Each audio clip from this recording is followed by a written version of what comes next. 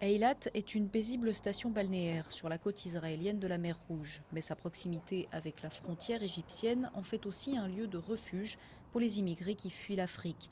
C'est le cas de Soumaya. Cette Soudanaise et ses deux enfants sont arrivés ici il y a 2 ans. Depuis, ils habitent dans cet immeuble qu'ici on surnomme Sing Sing, comme le célèbre pénitencier américain. Je n'ai personne au Soudan. Je n'ai que mes enfants. Je veux qu'ils puissent aller à l'école et qu'ils aient un diplôme. Je veux juste leur donner un futur. Comme Soumaya, il serait environ 10 000 à vivre à Eilat et 35 000 dans tout le pays. Un chiffre qui ne cesse d'augmenter depuis 2006, à tel point que les autorités israéliennes ont lancé la construction d'une barrière de 250 km le long de la frontière avec l'Égypte. Une décision qui ne résout pas le problème des populations déjà installées. La plupart d'entre eux n'ont pas de travail et restent assis à ne rien faire.